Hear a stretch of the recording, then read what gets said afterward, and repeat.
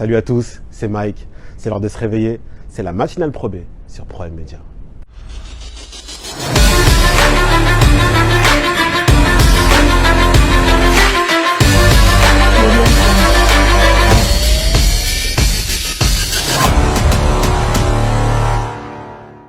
Il y a eu de très belles surprises dans cette deuxième journée de championnat. Et on commence avec la première. Souffle qui recevait Saint-Chamond. Score 81-59 pour Souffle. Très grosse surprise de l'équipe de Souffle. Alors on sait, Oumarou Sylla, blessé, rupture des ligaments croisés, out pour plusieurs mois. Souffle a trouvé son remplaçant qui n'est d'autre que Mehdi Nguama. Très gros joueur. Alors on sait, Mehdi Nguama qui avait tenté sa chance en Pro A, qui est maintenant redescendu en Pro B. On sait que c'est l'un des meilleurs meneurs français de Pro B. Souffle qui fait une très grosse acquisition. C'est 16 points, 27 d'évaluation pour Mehdi Nguama.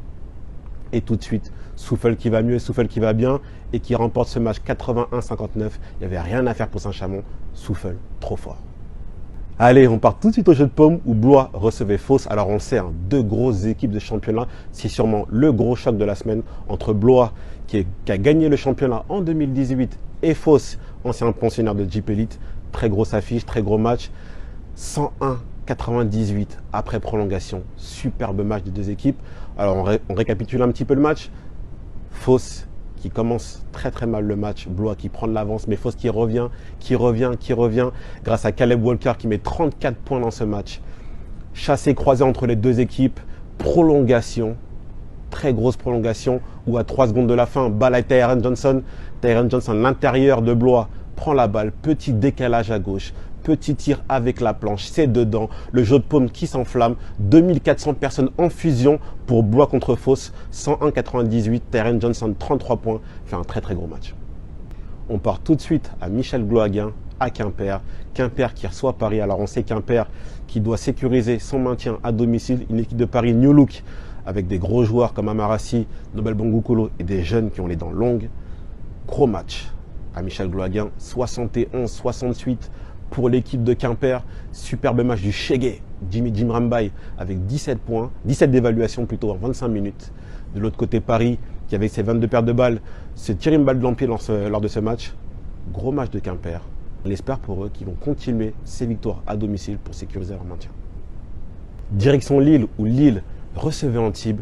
Gros match de l'équipe de Lille à domicile, 62-58 face à Antibes, ancien pensionnaire de Jeep Elite.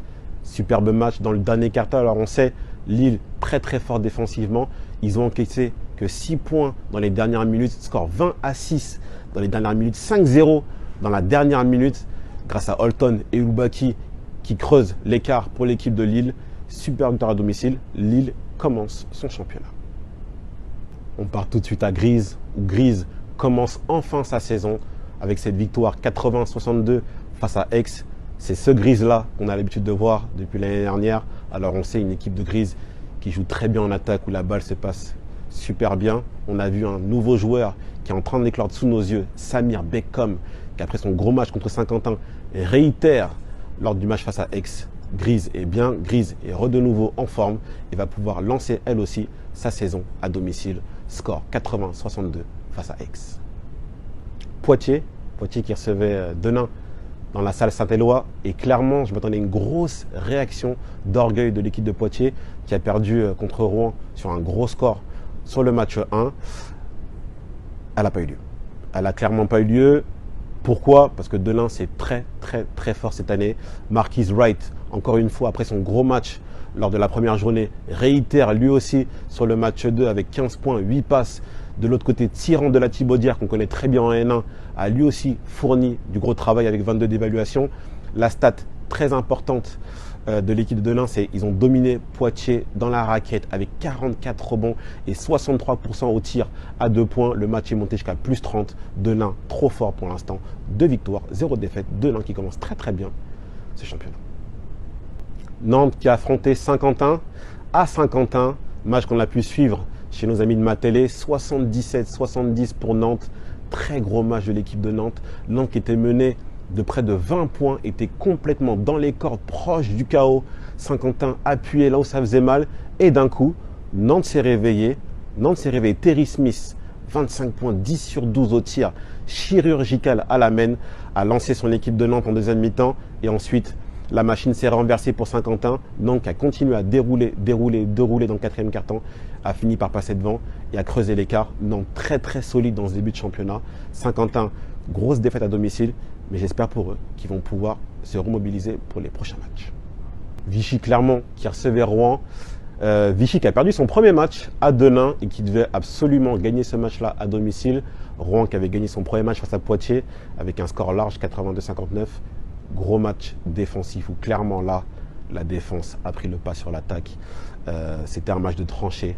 Des coups pleuvaient de tous les côtés. Alors moi, je l'ai vu même sur le Facebook de Charles-Henri Bronchard qui disait justement que c'était la guerre pour ce premier match. Ça faisait du bien de voir ça. 73-68 pour l'équipe de Vichy-Clermont. Vichy-Clermont, dans la bataille, a su garder un petit peu de maîtrise, un peu plus que Rouen.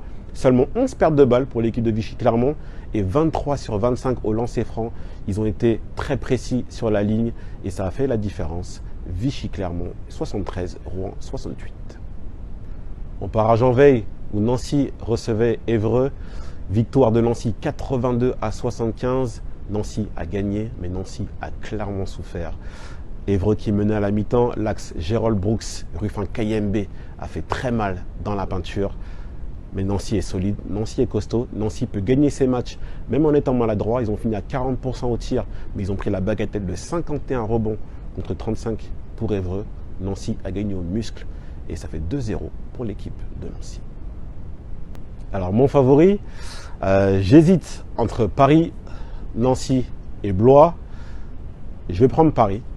Je vais prendre Paris pour une bonne raison, c'est que il y a une seule montée. Il y a une seule montée cette année en Jeep Elite.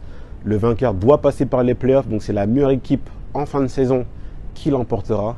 Et pour moi, Paris a la plus grosse marge de progression jusqu'à la fin de saison. Ils ont des jeunes qui progressent très vite et très bien. On parle par exemple de Milan Barbic qui a encore fait 14 évaluations sur le dernier match. Ils ont également assez de masse salariale pour pouvoir recruter en fin de saison en cas de besoin. Paris a tous les arguments pour pouvoir avoir une grosse équipe d'ici la fin de saison. Ça en fait mes favoris pour la saison de Pro B.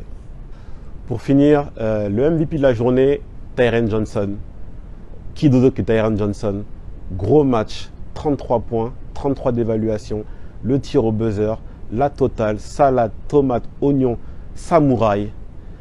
Tyren Johnson, Blois, très très gros match.